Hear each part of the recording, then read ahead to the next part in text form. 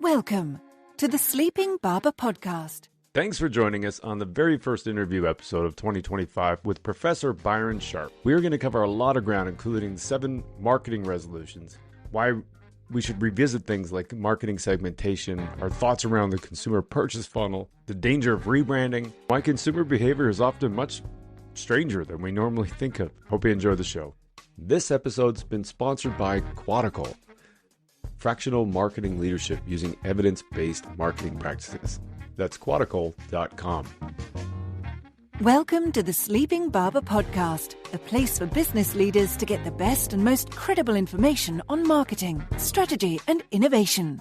Your hosts, Mark Binkley and Vasilis Douros, share their experiences as they gather insights from the world's leading experts. Now, on with the show.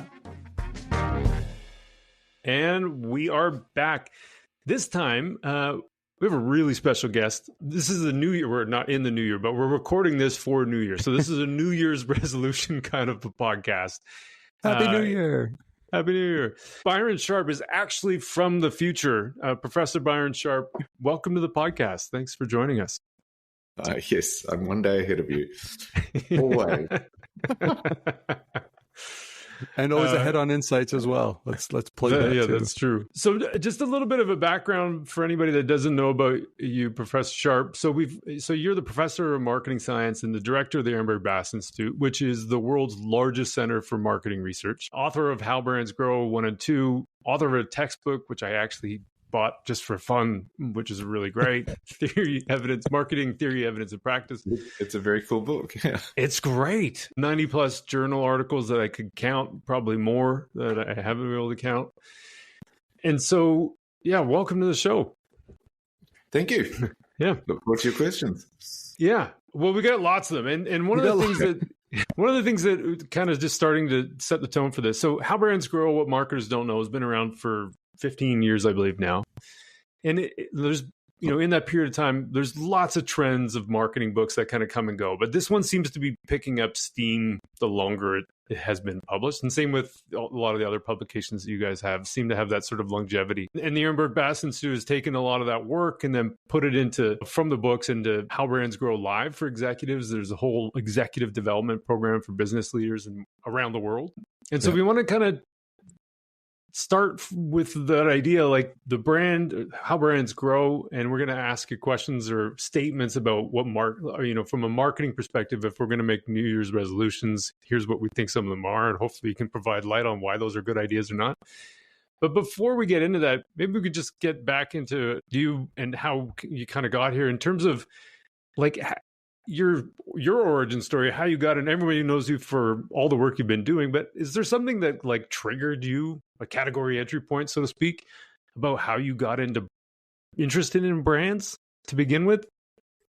Oh, well, serendipity, probably, like a lot of things. You just sort of fall into it. But why we do what we do? Well, probably because we were outside the sort of academic factory, if I can call it that, of North America and Europe, where people learn, techniques and styles of writing to get into, certain elite journals. And that's how academics are judged, it doesn't really, it's very weird, I think, it's not what you learn when you're learning about science and research and things at school, where you learn about all these great people who made great discoveries. You don't learn about what journal they happen to publish in.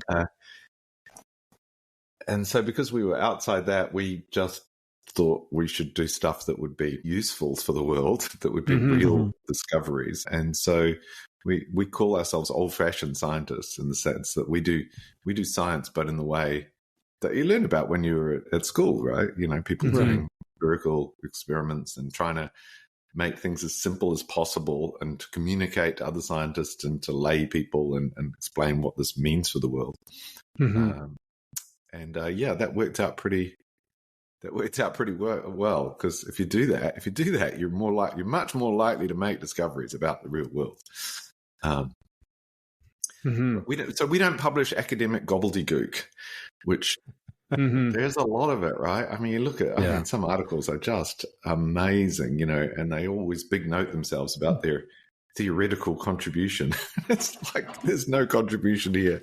You haven't actually discovered anything. You're just dressing things up either with big words and concepts or mind-numbing statistics. And fortunately, we found some kindred spirits, people like Andrew Ehrenberg and Frank Bass, who were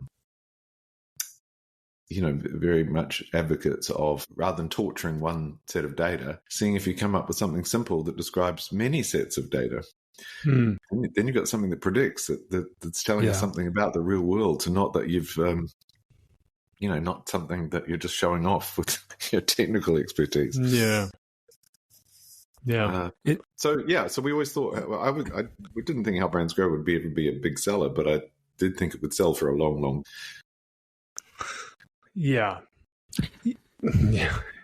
obviously it's literature that everyone it's in the back of my bookcase as well. Like, you can easily go back to it, reference it, and I know there's always new editions coming out as well to kind of help bring it more reflective of our current state. But when we think about, and I think you've done a great. Oh, sorry, go ahead. There's an interesting thing. It's called the 99% thing, something, which is 99. It's actually it's more than that, but 99.999% of books that are published this year will never be reprinted.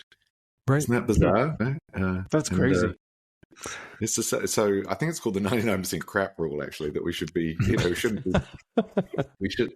surprised that 99% of songs are crap, 99% of books are crap, 99% of ads are crap. Right? That's the norm. That's a great point, actually. So as you were going through this process, was there something that kind of triggered this, or did you identify a problem in the market that you felt like, you were either eager to resolve through the establishment of the Ehrenberg-Bass Institute? Like, what really kind of ushered in this new way of getting rid of the gobbledygook, getting more into like the repeatability, if you will, or proving these, I don't want to call them theories, but the fact that you can go back to the well time and time again, this will work because this has been tested time and again. We can do that. So what was it in the market that you felt there was a complete void that allowed you to really kind of, double click into it and go even deeper? I mean, just, I suppose, a healthy disrespect for lots of the stuff that was put out in academia and in commercial market research.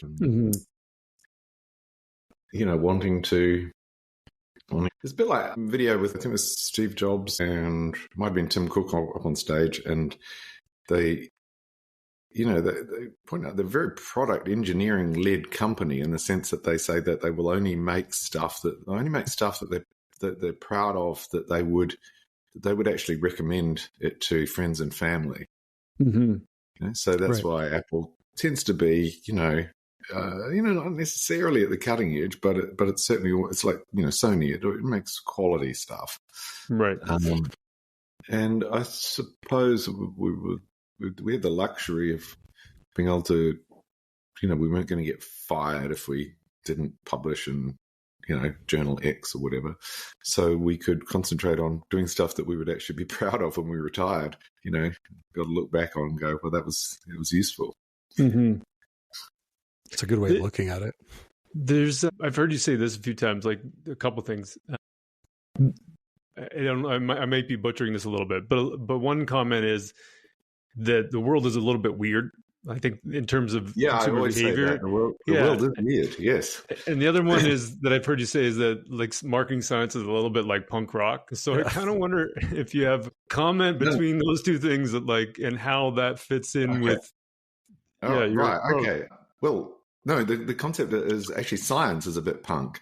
The original slogan of the Royal Society, which was the first sort of science society, had, chairs of people like, Sir Isaac Newton and things, was nullius in verba, which is a very punk statement. It says, don't trust anyone's word, like if the president or the queen or whatever says something, that doesn't matter, right? It does not matter. If you go, well, this is from a professor from an Ivy League university, so what? It doesn't matter. What does the evidence show? Is there logic sound? And do they have good evidence? Can I go and check that out myself? That's science. And it's quite, we don't think of it now because, of course, human beings being human beings quickly create hierarchies and establishments and things. But science is actually pretty anti-establishment. It says that a patent clerk in Germany can publish in some obscure low-ranked journals and completely revolutionize physics. Sorry, Einstein was. Yeah. He was not a professor when he published. Yeah. So, yeah. I didn't know that about the other thing is the world is weird because people say, we upset the apple cart a lot, by destroying beautiful theories about how they thought the consumers bought and how brands performed and things. They're like, well, but that's true of it. That's anyone in any scientific discipline who's gone looking at the real world has discovered it's weird. Yeah. The idea that the planet is billions of years old, if you only have to go back a few hundred years and you tell people that, and it'd be mind-blowing. What? Yeah, billions? That's true. They can't even get their head around that. It's like, what? Yeah. All life on the planet is all linked, right? All comes from the same replicating DNA. What? These are very weird things. Yeah. Yeah. And I think the part around with what you're saying about looking at the world and looking for those patterns and seeing, not patterns, but finding ways to explain many things. One idea to explain many things. In a weird world where it's not controversial, but the punk version of science where you're kind of distrusting of the general theories and whatnot.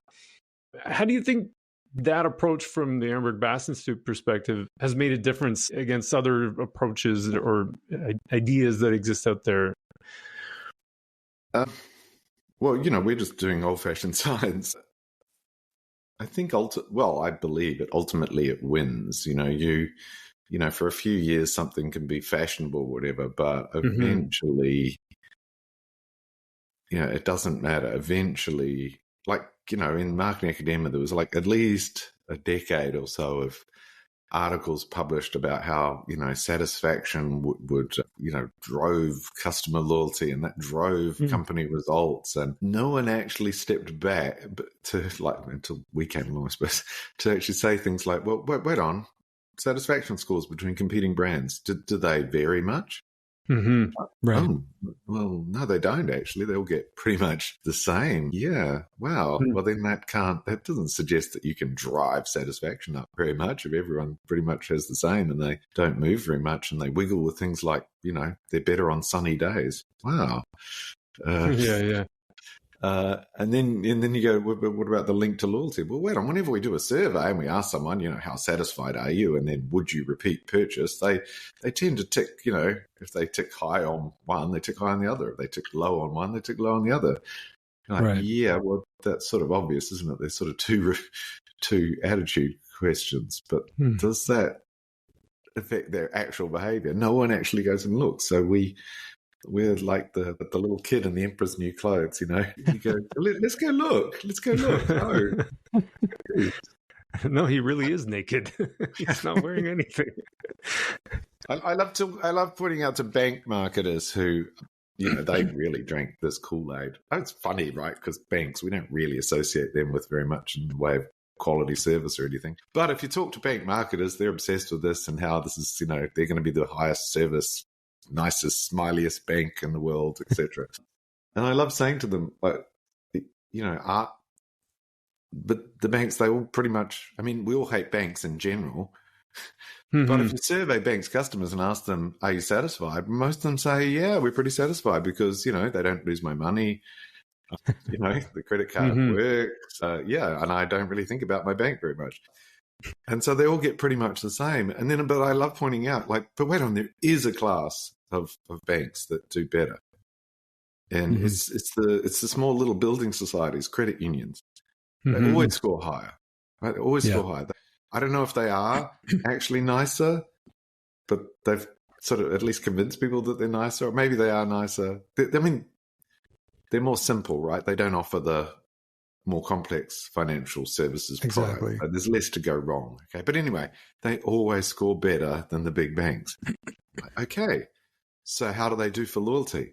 They always score lower than the big banks. Right. So that's a bit of, the real world being a weird place, and it's a bit of strong counter evidence, right, to the theory that says drive up satisfaction, improve your service, drive up satisfaction, and then you'll be rewarded with amazing loyalty. They don't.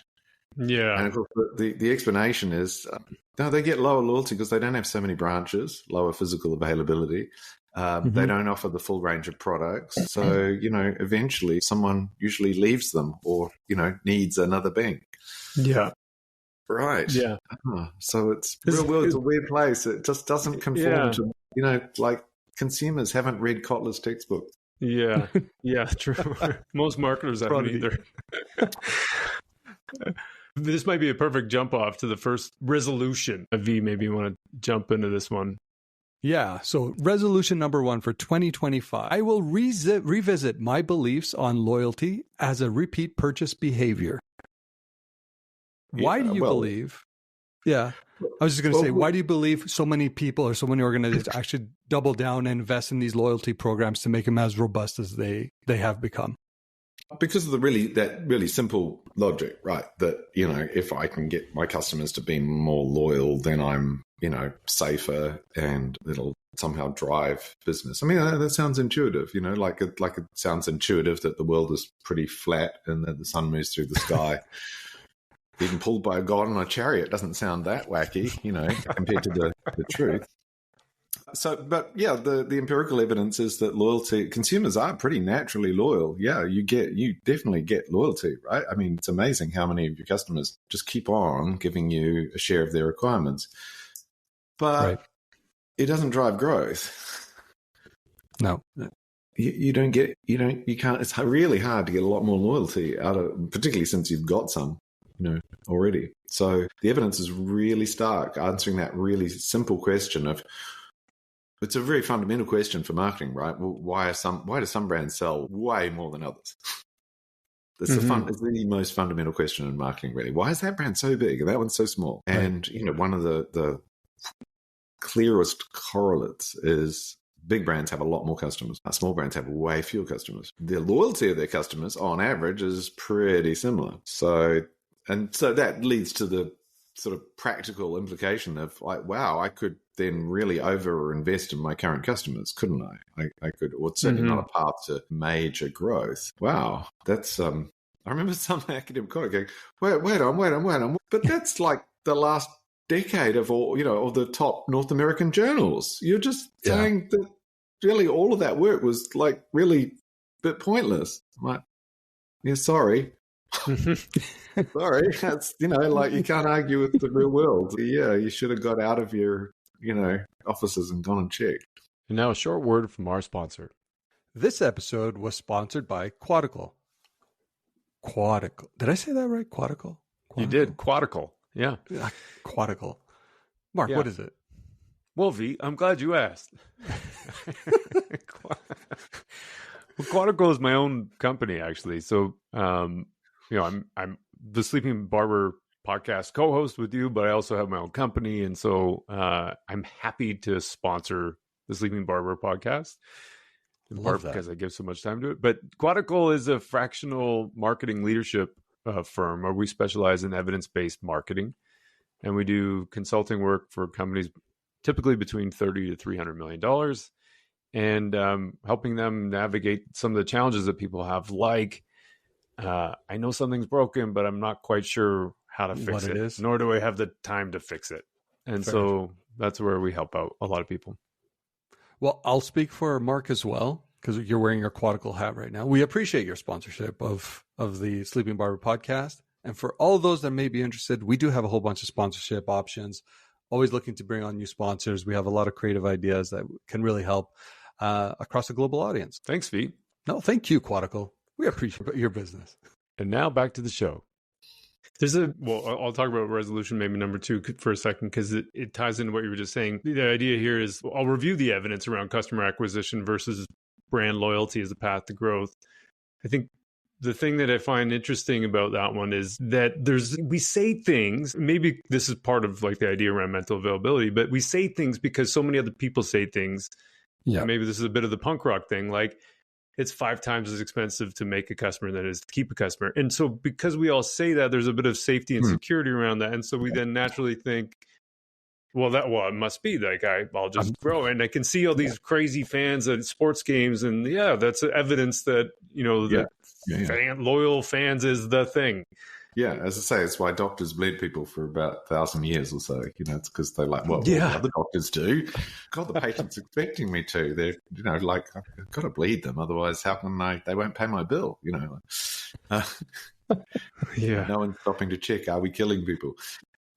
Yes, but that one, that 5 times, it shows how sloppy thinking often is. Like, if you think of that, like, it costs 5 times as much to acquire a customer as it does to keep one. What do you mean keep one? I mean, they're already your customer. So that must mean it costs 5 times as much to get a new customer as it does to stop one leaving, right? Because that would be I either get a new customer or I stop one leaving. Either way, I keep my customer base the same. And then you think, right, what would I need to do to stop someone leaving? Actually, that could be really expensive because they probably got reasons which, our research shows are beyond our control, like they're getting married, moving state, their life is changing and they don't really need us anymore. Like, it's like that would maybe be really hard to do. And so, we should be a little bit more skeptical. I mean, open-minded, fine, but skeptical and actually thinking, well, it sounds good, but if you actually think about it, it might not be true. So we should go out and just check. Like a classic to check is, are there brands that have, like there was this article from Harvard Business Review, 0 defections. Really, are there brands that do not lose customers? And you go and look in the real world, and no. Or it's quite, from even growing brands lose customers. In fact, it's really predictable. There's a scientific law. They lose customers in line with their size. Right. Okay. Well, that would suggest changing that is really, really expensive, right? Because there've got to be brands out there that have tried, right? Hired expensive consultants and done training for staff and change management things and introduced loyalty programs or, whatever. But they've really worked at the 0 defections. And where are they? Like, we're like this law, the scientific law that we can predict a brand's defection rate wouldn't exist if there were these outliers. That's a good point. But it's law like, okay. Then you start to get really worried. You think, it's like, okay, wait a second. If it must be, maybe it could be done, but then it's probably going to be really, really, really expensive. Yeah. Now, have some brands beaten others in acquiring new customers? You go out and look at the data. Oh, wow, yeah, there are some brands that are just amazingly better. They're the growing ones. Right. In fact, only the growing ones are exceeding on acquisition. Okay. So it's funny, like the way you're saying that. I remember I just was flashing back to when the first time I was reading the book and even your textbook and some of the other stuff. I mean, I literally read, I think, most of the books you guys have published and a lot of articles you published. And it's challenging because it challenges my own internal beliefs, which is then I kind of want to go, no, forget it. I don't reject this. My world can't be upside down. What do you mean? It's to me one of those things where I was like, this is really hard to accept and believe that there's something else that I've always been told is true. Yeah. That's why Darwin, took so long to publish, because he was quite a religious guy. His wife was very religious, and he loved her dearly. And, it dawned on him that this really does conflict with this idea that the world is of this age, that all the species were created at the same time. I better be sure. So he kept going. And the story on that, he only finally published when he read an article by Alfred Wallace, who basically had come up with exactly the same thing, that species evolved because of natural selection. And Wallace was a really decent guy, right? Because Darwin showed him his work. And Wallace went, "Oh, you've done so much more than me. Yeah. Oh, no way. Okay, yeah. You did, but you need to put this book out, okay?" Yeah. But you can imagine how confronting that was to people. There's I think a friend of the Darwins, Parsons' wife, and she went, "I hope Mr. Darwin's wrong, but and if he's right, well, I hope not many people find out about it." Yeah. It disrupts everything. It's confronting, yes, to find out the real world is weird. But hopefully in How Brands Grow, because I give about a dozen scientific laws, and I wanted to show that they fit together, which is not surprising because they're all about the real world, but they together tell a coherent story that's how brands grow and that's how brands compete. You could not have the duplication of purchase law. I mean, if you have the duplication of purchase law, then double jeopardy flows from it, fits with it. Right? If the two are linked, the negative binomial distribution, the buying heavy to light buying propensities under that fits with both of those laws. Yeah. I always get this one mixed up, but it's the most customer bases, I forget the name of it, the most customer bases end up looking the same the bigger brands get. I forget the name of that law.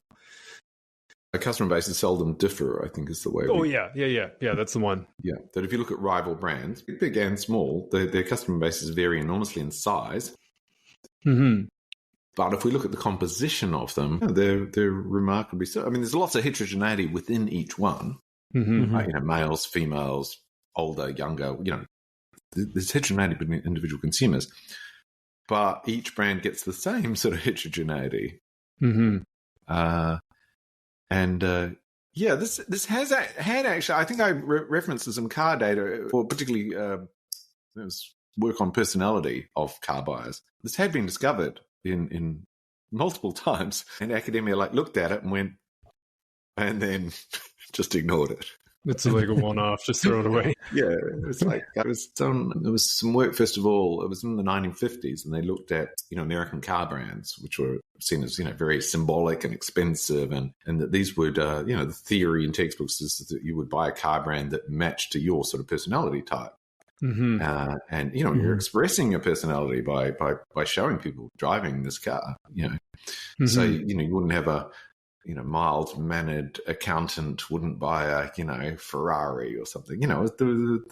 It was James Bond, of course, would drive a cool Aston Martin. This was the view. Anyway, someone did personality tests on, I think it was in Hawaii actually, on car buyers, and found they're all pretty much the same. They're just Americans. And then this was replicated, Americans.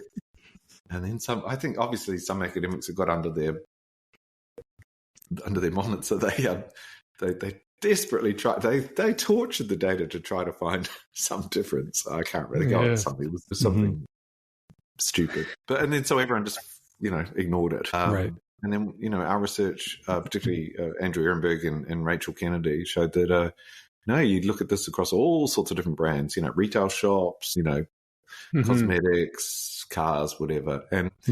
Yeah, in each category, category buyers vary. Women buy cosmetics a lot more than men, things like this. But between the brands, no. Which is actually a really positive story because it means that, your competitors' customers could be yours because they're all sort of similar to your customers. Yeah. Which ties, V, maybe jump into the third resolution because it kind of fits with what you're describing. This is Professor Sharp. Yeah.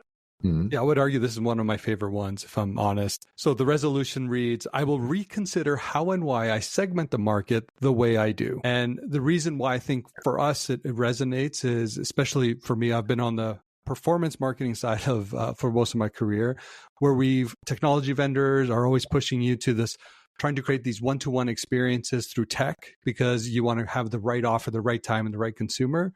Where the literature actually suggests, no, target broad audiences instead. Try to acquire them more than trying to find that repeat purchase within your current customer base. Is there anything you want to add to that?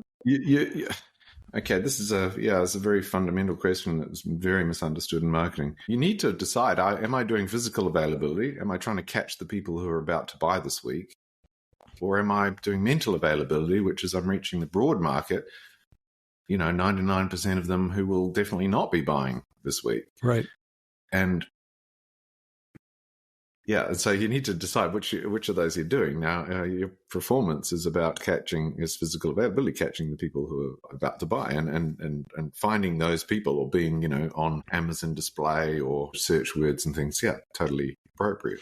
But advertising, now that's really different. You have to reach everyone. So you do segmentation, and this is what we call sophisticated mass marketing. I saw someone podcast or something recently say sophisticated mass marketing means reaching everyone who is in your category, and I was like, no. It's, of course you don't try to sell the people who are never going to buy your category. No, the sophisticated means you don't treat everyone the same. Mm-hmm. The old caricature of mass marketing was the Henry Ford. You can have any color as long as it's black.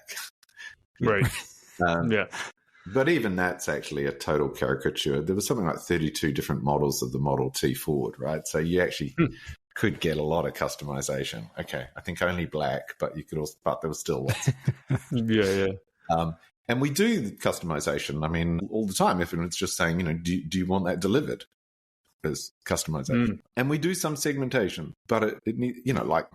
There are people who have, bigger houses, bigger cars. They can buy bigger packs. There are people with more money, less money.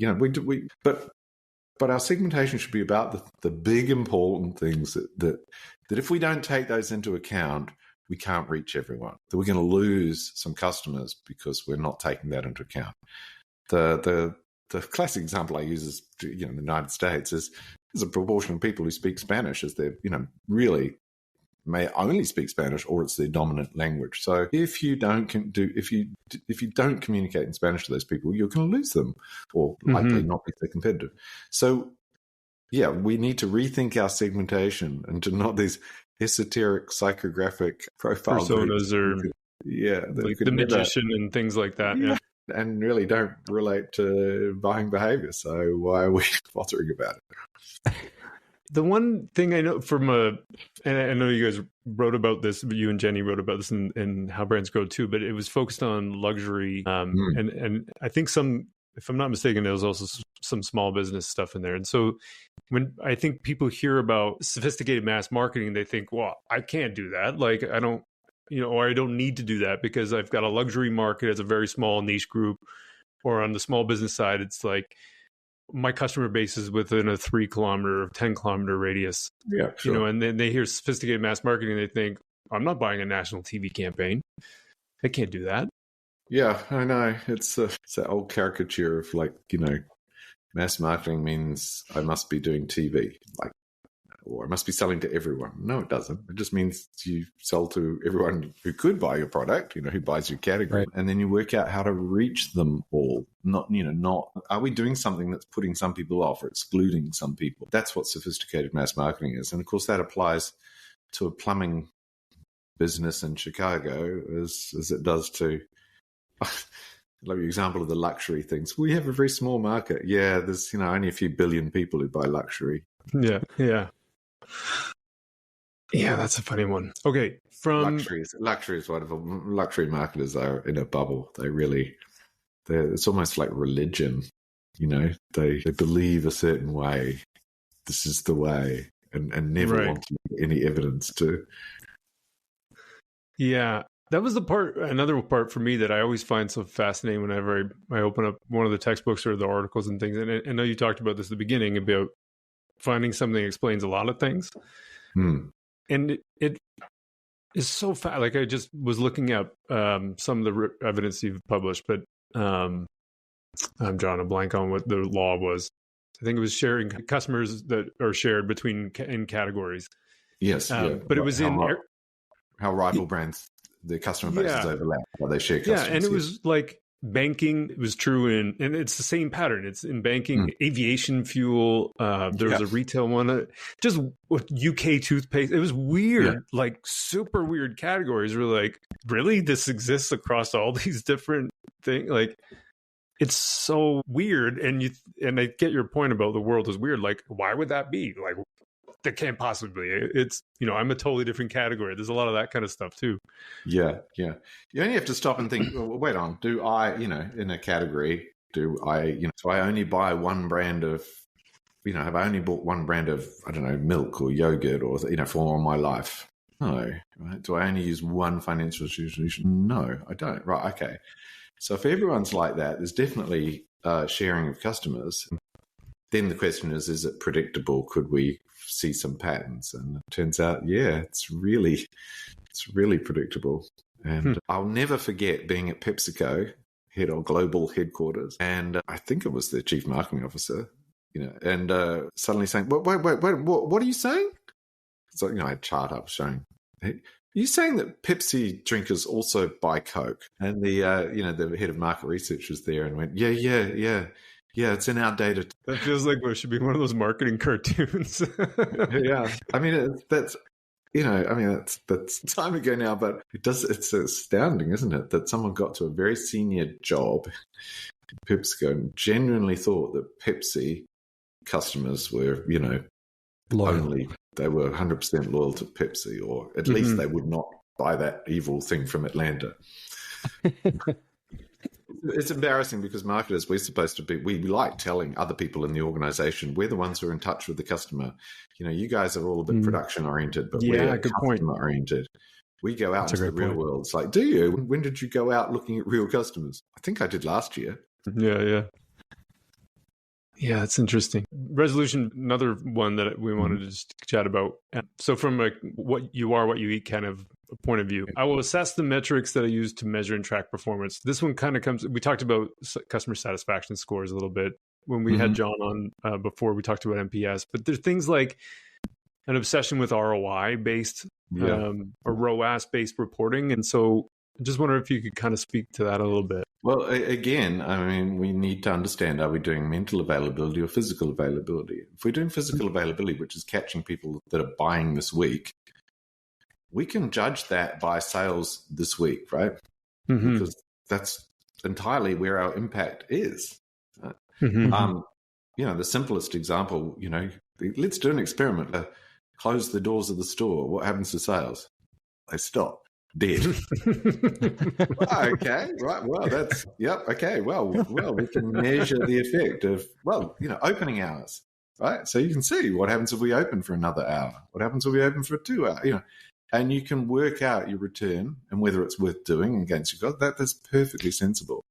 Now, don't go trying to use that same approach to measure your mental availability. What am I trying to do with my mental availability? Well, I'm trying to build memory structures in people's heads that give them more chance of buying from us. Yep. But most of the people that you're hitting with your advertising, like 99% of them, won't actually be buying this week, right? So why would I use this week's sales to judge that advertising? It's like saying, like we did a direct mail campaign. Oh, you did? Yeah. And what happened to sales? Well, we only did the campaign in Chicago. So it wouldn't make much sense to look at national sales, would it? No, it wouldn't. In fact, it wouldn't make much sense to even look at Chicago because you didn't send a letter to everyone in Chicago, did you? Right. No. So maybe you should only look at the people who you sent the letter to. Oh, yeah. But you can't do that with advertising. You're trying to hit people. You're trying to build memory structures. So if that's your objective, then that's how you measure it. So, yes, what was your resolution was about rethinking metrics? Yes. Yeah, like reassess the metrics I use to measure and track quote unquote performance. Yes. The mental availability part. And have fewer metrics. I mean, really, do people really need dozens and dozens of metrics? And do they need everything to, plus or minus 1% accuracy? I don't think so. Yeah. Yeah. The mental availability part is really interesting too of that, because I think often what happens, and I've done this for sure in my career, where I look at sales, I go, okay, well, we got to drive sales. And the expectation is we need to drive, like it was just recently Black Friday. We need to drive sales for Black Friday. okay, we're on advertising and to measure everything based on sales return for Black Friday. And but I think what you're saying is that that's more the physical availability component of, even if it is performance marketing kind of thing, that's probably more physical availability. Yeah, that is absolutely than the other thing. Yeah. And so you don't want to be reaching for that. You don't want to be reaching people who aren't going to buy from the category on that one day, right? No, probably not. So that's a really different thing. Whereas when you're building mental availability, so we have launched our new course, right? How Brands Go Live. It's an amazing course, right? It's a great product. We know it's a great product because we've been doing this in-house for sponsors, but now it's public. So that means any marketer on the planet can sign up, right? But then so you go, right, so we have a mental availability problem then, don't we? Because 99.99% of marketers on the planet would not know that, if they thought of doing a marketing course, they'd think of, going to Harvard Business School or something. So, right, we have to build those memories. Now, most people are not in the market for a course today, even this year, but they probably will be at some point. So we need to get on the list. And that's a mental availability thing. So we would not evaluate our advertising by, did someone sign up today? Yeah. Whether someone signed up today is due to a lot of other things. So appropriate metrics, yes. And not too many of them, and ones you can trust. Yeah. The next one. Yeah. I will measure the strength of my brand's assets before rebranding. So obviously this one here comes to, I think we've had a couple examples, even recently, Jaguar, most recent, they went through this rebranding exercise. Not sure if they went through this process of understanding what they actually had in their current brand, their brand book, Tropicana as well, if we go a little bit further back. What are your thoughts on this? Yes, absolutely. It is, you can't call yourself a brand manager if you have not researched and know what does the branding for you. And so you have to research that with real customers. So, we're doing this every day, around the world for companies. Jenny literally wrote the book on it. But it's there's a lot of R&D that's gone into this. But I look back on it and think, gosh, it's sort of embarrassing, isn't it, for us in marketing, because we talked branding for decades. And I got a research assistant to go through branding books and marketing books to see if any of them mentioned distinctive brand assets, and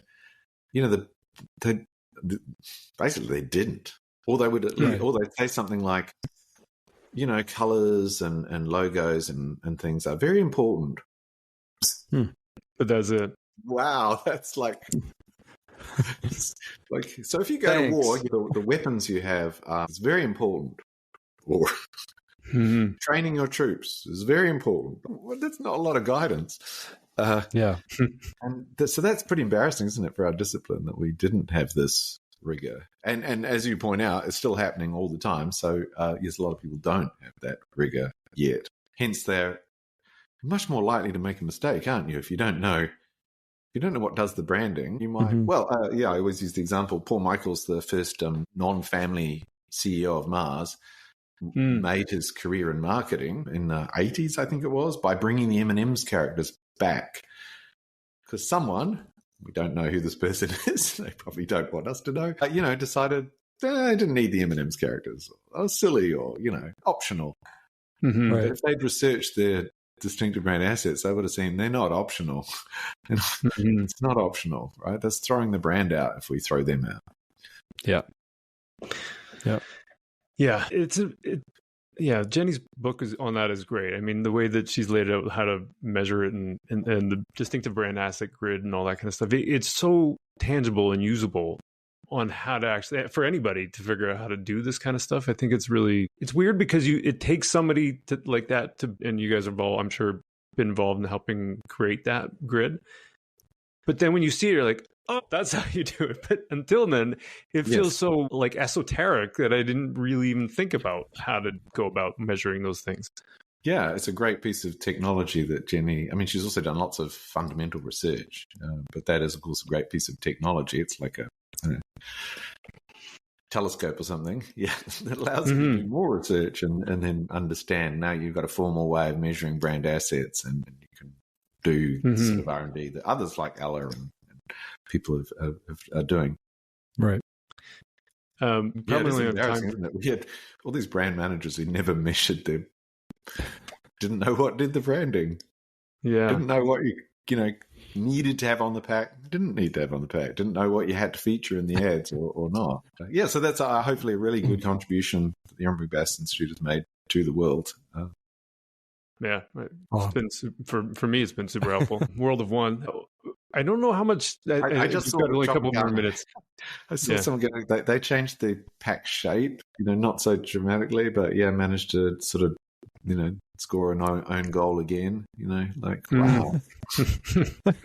So we've seen this before, have we not? Did we not learn the first time? No. Yeah. Okay. Yeah. Well, this year we published a report for our sponsors, and I thought it was quite mind-blowing because Will Caruso, who does ours, sort of leads packaging research, he did surveys of managers and found the number one reason people change pack was to modernize. Mm-hmm. Right. Okay. So if that's the objective, so then he surveyed consumers, showed them his, old pack, new pack, but without telling them which one's the old pack and the new pack, and said which one's more modern. The old one? Well, as often as the new one, right, was the most modern. So now I'm not saying it's a good justification to change your pack because, you need to have serious evidence that you have a problem that modernization is going to fix. But if you believe that, if you actually believe that you're doing it to modernize, well, you're failing. You're not even achieving. It might be a stupid objective, but you're not even achieving a stupid objective. I mean, it's just appalling, right? Mm-hmm. He also found out that you're more likely to make these mistakes if you have a budget for packaging changes. That's funny. Why are you changing the pack? Use it. We've got to use the budget. You don't use it, you lose it. Yeah. That's a thing. Mark, do we have time for one more resolution? Let's just try it. And then I know you have to run. So I will acknowledge that there really isn't a consumer purchase funnel. It's just a model. Any thoughts on the funnel? Yes, because I think there's a whole lot of long-term, short-term funnel, a whole lot of things that are actually slightly misleading and a bit sloppy thinking. Like the funnel, right? We talk about really it's the top of the funnel and the bottom of the funnel, right? Mm-hmm. You're right. So the bottom of the funnel is catching people who are in the market buying today. That's physical availability, right? Or, or display ads or search, but it's catching people as they fall. And what's the top of the funnel? Oh, that's building mental availability.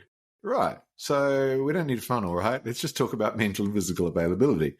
Two assets, which are very valuable, two things that we need to manage, that they need to overlap, but that they are different things.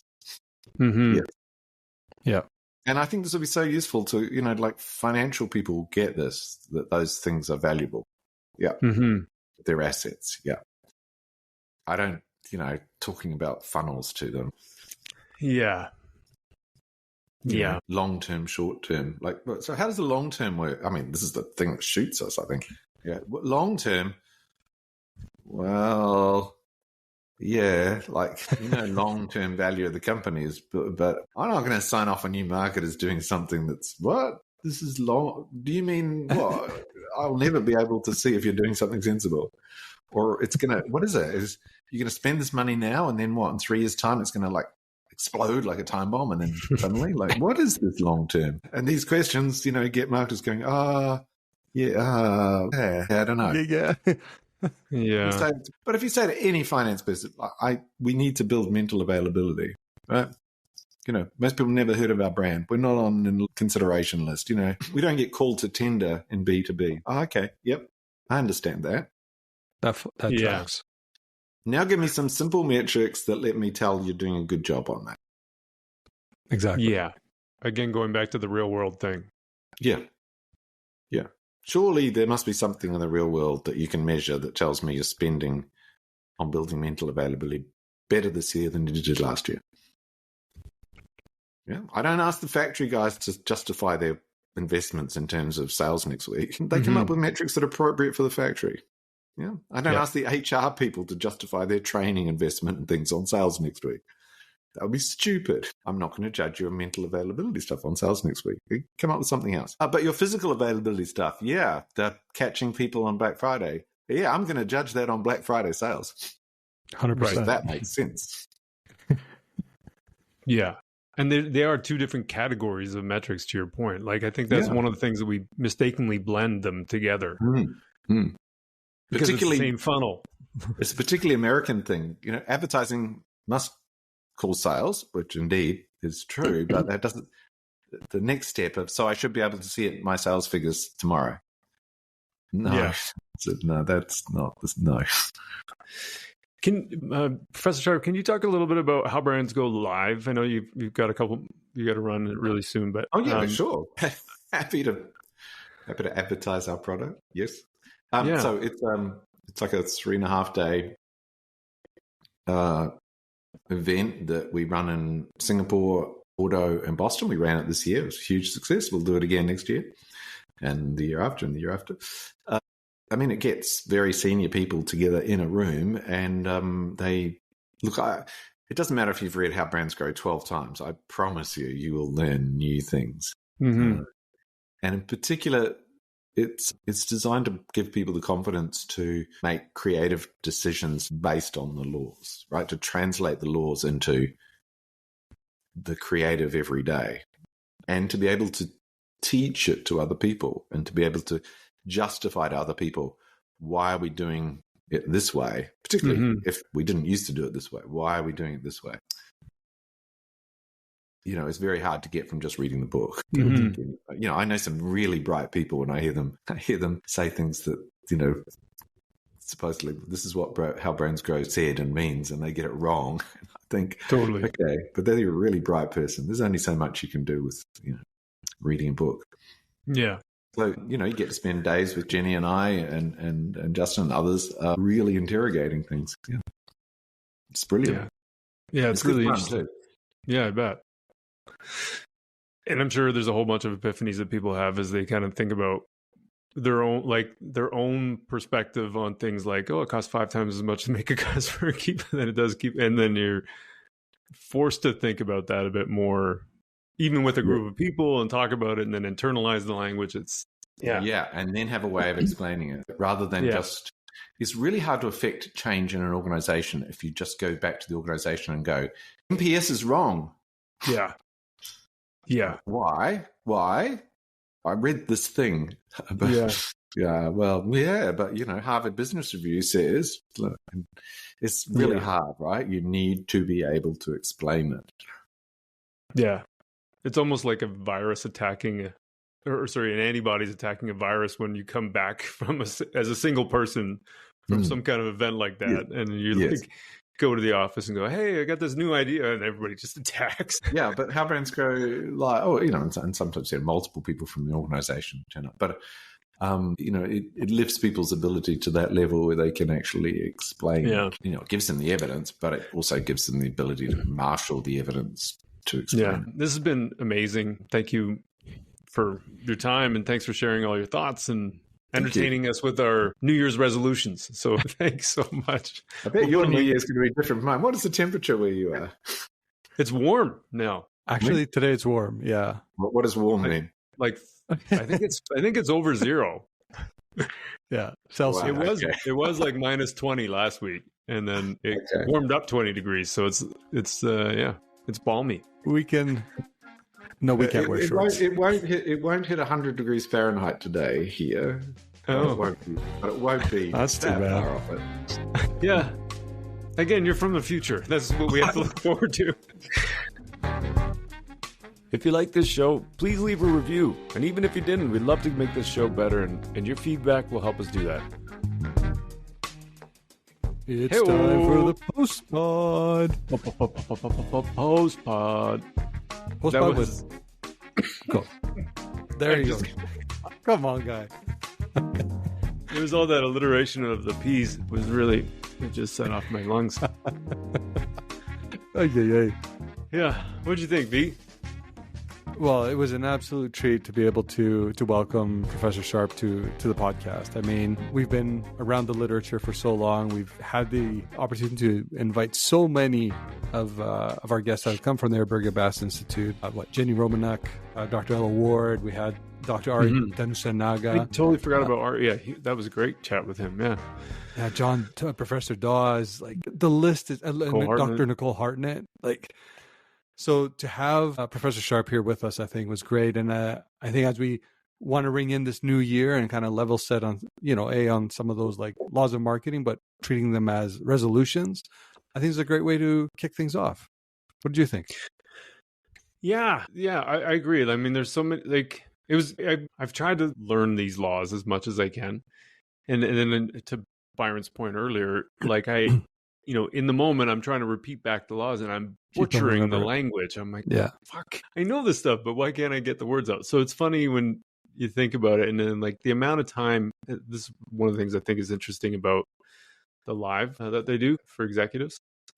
Right. It's being able to talk to people about these things is really helpful because there's a lot. It's dense information in the books and really internalize it and be able to put it in the language is really helpful. And I agree. I think putting it in terms of like, here's some resolutions on how to rethink things eliminates a little bit of the language barrier. Yeah. And just makes you think a little bit differently about how I am more automated in some of the things that I do in my marketing. When you could be using that to say, here's where I want to start pushing back a little bit. So like in the way I read or see this, for me, it's like, it becomes really tangible. Like if we just use an example is, I will acknowledge that there isn't really a consumer purchase funnel. It's a model. But that takes you back and say, well, what does really matter? It's mental and physical availability. Okay, check. How am I measuring mental availability? Here's how I'm going to measure it. Bang, bang, bang. Physical availability. Here's how I'm going to measure it. What else do you need? Yeah. There's the one thing that he talked about a little bit as well was Professor Sharp, was the idea of like measuring things in the real world. Yeah. Which I appreciate as an underpinning of a lot of their work, because that's, I think, ultimately what they've tried to do, and I think have been really successful at, is set up frameworks, ideas, explain laws, and then showcase them in a way that you can actually measure them. And so that's the idea of mental and physical availability. You can measure mental availability and replace the idea of top of funnel with that concept, I think is super interesting. And then the language matters too, because I think it does matter when you're talking to a CFO, let's say, having them say top of funnel brand awareness, like it's a little bit, I think because it's been around so long, that language kind of makes a little bit of sense. But then if you say we have to build mental availability, meaning there's a lot of people that don't know anything about us, and like that becomes a very real kind of conversation. Totally. When you think about our funnel, we talk about awareness, consideration, conversion, typically, right? If you use the three major groups. But technically, consideration is still helping with mental availability. What changes is your targeting, right? You're going to probably target those that have shown some level of intent in your product or service. So when you take it back and say, well, let's measure mental availability in its entirety, all of a sudden you can start lumping a lot of these tactics together because that's what they're doing. Some are more short term, some are a little bit more longer term, but it's all in this umbrella, if you want to call it, mental availability. Which I think, again, we overcomplicate it at times as marketers because we're trying to justify everything through these different layers and showcase the importance when, in fact, you're solving for two problems. That's it. Yeah, and it kind of, to tie into one of the other things we talked about, and one of the other resolutions is around the idea of hyper-targeting and segmentation, and then the counterpoint around sophisticated mass marketing. I think it's interesting because again, there's so many words that have so much meaning built into them. Like you hear mass marketing, you think national TV campaigns, right? Like that's a thing that I think a lot of us would just naturally make a leap to. Yeah. But that's not what sophisticated mass marketing means. And I think it's an interesting and important kind of point to take, which is to say, like on the mental availability side, it is about reaching all the people in your category that you can reach and not segmenting that out into like arbitrary ways that actually don't have a difference in terms of who buys, who doesn't buy. Right.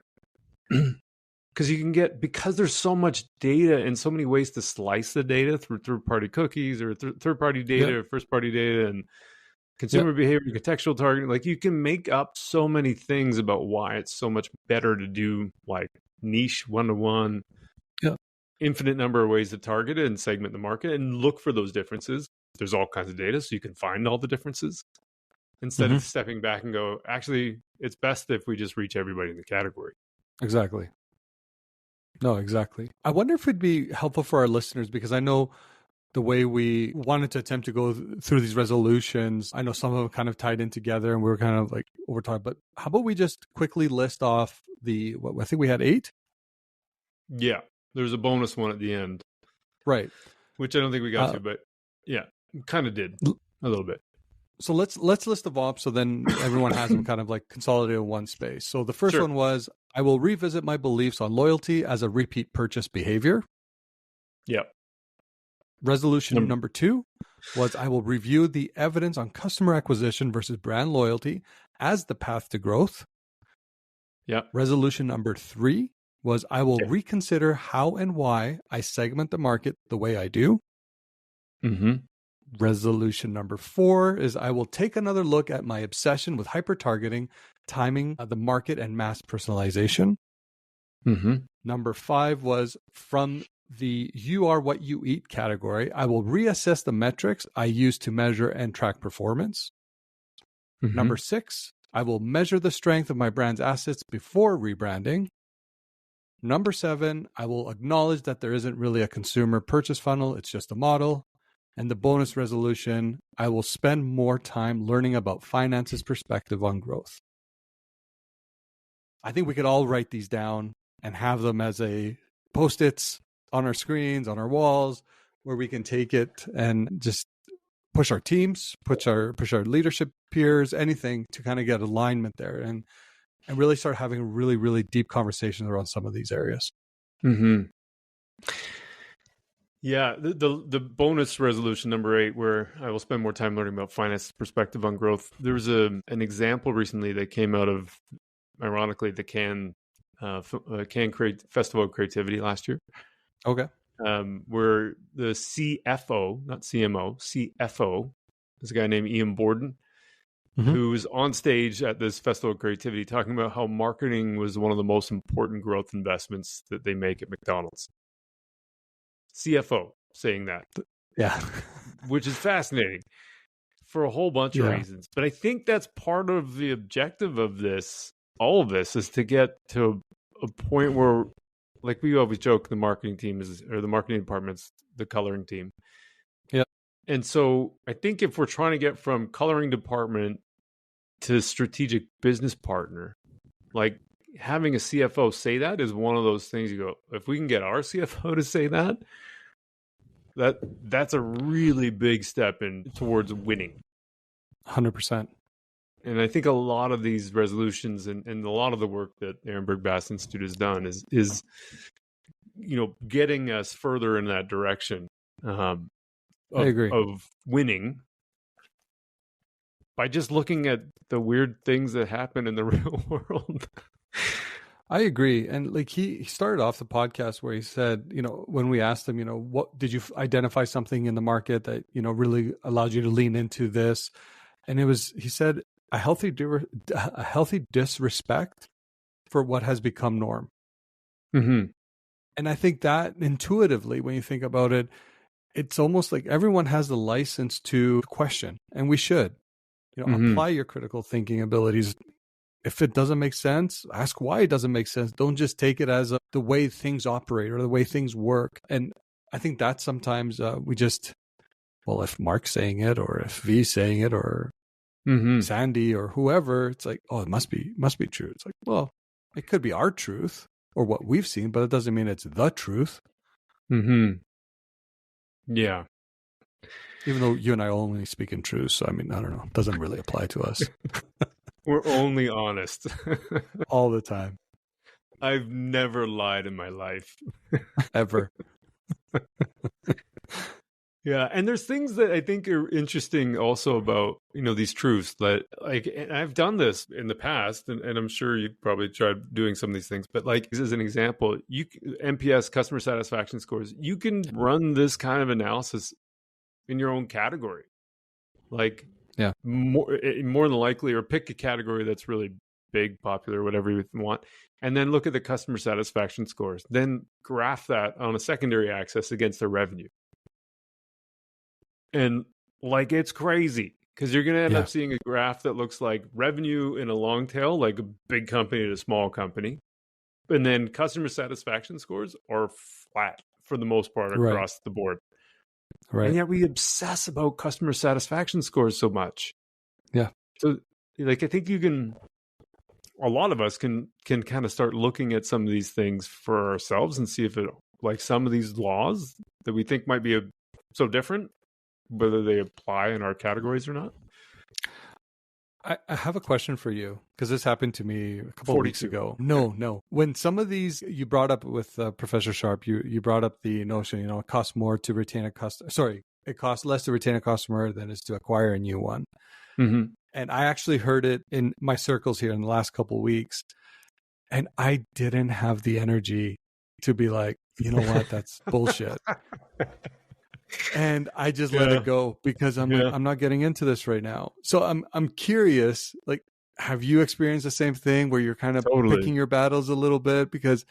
And anyways, I don't know. It was just one of those moments. I'm like, I could really come in on this right now and make them feel that what they're saying is not true. But what is it actually going to help me achieve? And I just let it go. Yeah. Yeah. Well, I let it go. I know that's happened to me. Same thing, where I was just like, it's not a hill to die on today. I think you got to pick those kind of battles. But the other one, as you asked the question, I was reflecting when I first started working, I was in sales. Yeah. And I had, quick story, because this is how I think about this. I had just spent 3 weeks in as a pharma sales rep. I was just spent 3 weeks in an intensive, like, whatever it was, 10 hours a day, learning about everything about the product monograph, how the molecules work, doing all this kind of interaction, like sales training on, like, role playing for objection handling, all kinds of stuff, right?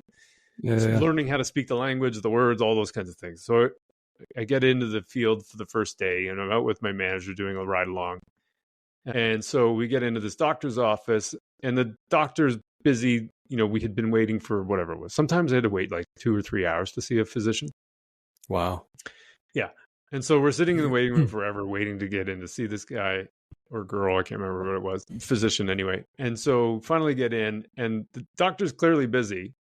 And then I start in on, well, let me tell you about everything I learned. And eventually my manager, like, kind of kicks my leg. He's like, I think what Mark's trying to say is blah, blah, and ends it in like 2 seconds. And then we get outside, and he's like, what did you think about that? I'm like, wow, I kind of didn't quite get it all. And like, and I started rambling a little bit and blah, blah, blah, this and that. He's like, yeah, okay, think about it this way. All the things that you learn is the whole story. You don't have time to tell the whole story. No. In a 2-minute call. And you're going to end up pissing off a lot of people. So all I need you to do is to, like, recite a small paragraph. Sometimes it's just a few words. On occasion, you might get a chapter in. Yeah. Over time, you can tell them the whole story. Yeah. But you can't do it all at once. Yeah. And I was like, right. Okay, I'll try that. And so being a bit more aware of, like, the situation and, like, how busy the physician was and, like, what really mattered in that moment, all those kinds of things became part of, like, the way I started thinking about how to do this. Not just me, everybody that goes through that training. But I think about that a lot when I think about what kind of question you asked.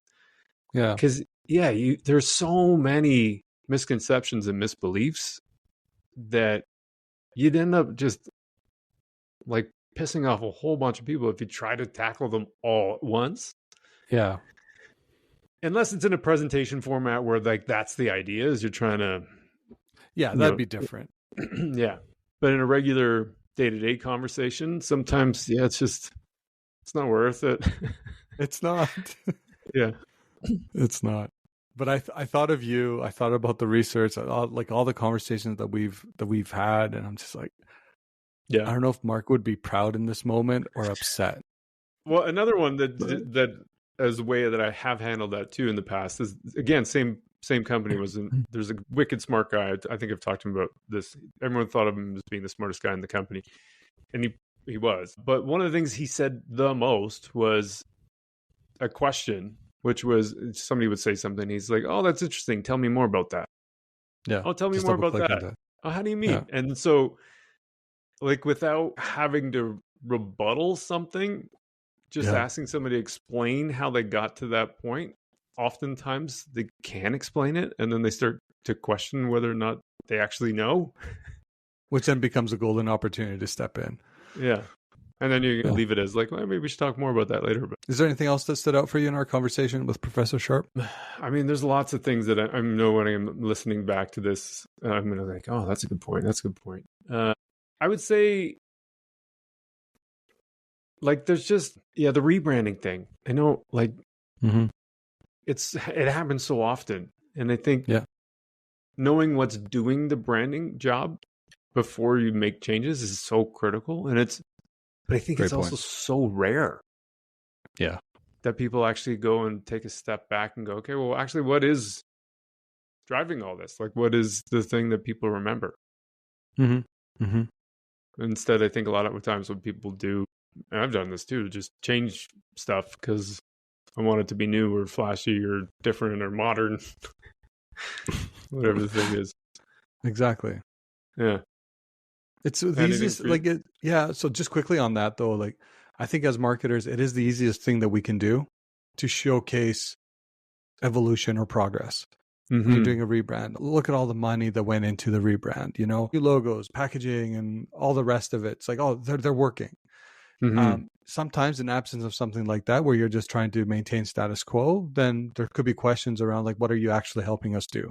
Anyway, that's a whole other conversation. For me, the one thing, again, that stood out was just around marketers like to think that they know the consumer, but how active are you actually out there understanding and listening to the consumer? And I know we always say marketing should be the one that has the closest to the consumer or be the consumer voice internally, but how often is that actually happening? And I think it's just it's a byproduct that, I don't think it's a byproduct of anything. It's just us not investing more time in those forums that could probably help answer a lot of the different business anomalies that we see, versus us burying ourselves in the data and saying, well, maybe it was this tactic or this audience targeting strategy that didn't allow us to drive that kind of growth in that moment. Wait, but here the CTRs on this side actually look good. It's like based on what, right? Like we go down all these like rabbit holes when we're trying to be dead but it's like, why don't we just ask the people, ask the consumers? Yeah. We'd probably get more intel from that side. Yeah. And to your point, I mean, even just if you didn't ask customers and just understood these laws better, that's a good way of understanding consumer behavior because they've held up for so long. Like, that's true. And then looking for anomalies off of that rather than just looking for anomalies, because you'll always find them. Oh, you can find anomalies everywhere. Yeah. If you're looking for an anomaly, you're going to find an anomaly. Yeah. And by anomaly, I think something I want to find. Like, what am I looking for? Yeah. Yeah. Oh, found it. Go figure. So good. Anyways. Well, excuse me. Yeah, that was such an interesting conversation. Yeah. Great way to start the new year. That's what I was just going to say. What a great way to start the new year. So everyone, write those resolutions down, make them LinkedIn posts, tag us. We'll share them, how you're going to activate against it. Actually, we should actually try to do something. Yeah, I think there's something there. Yeah. Let's rebrand and we'll make these resolutions part of our new brand. Yeah. Yeah. There's something there. I think there's something there, actually, if I'm being honest. I think there's something there that we can get people to explore with us as well. But anyways, Professor Sharp, if you're listening to the Postpod, thanks once again for coming on and sharing your insights with us. We genuinely appreciate it. Mark, Happy New Year. Happy New Year to you. I'm going to go look for some profitability in the medicine cabinet. I don't know if you'll find it there. I don't know. I might find something. I'm hoping I find something. I just got a sudden cough attack. All right, buddy. Sounds good. Oh, poor guy's coughing up a lung again. I'm back. Just kidding. Right. Barely. All right. All right, man. We'll see you soon. Have a great rest of your night. You too. Bye. Bye.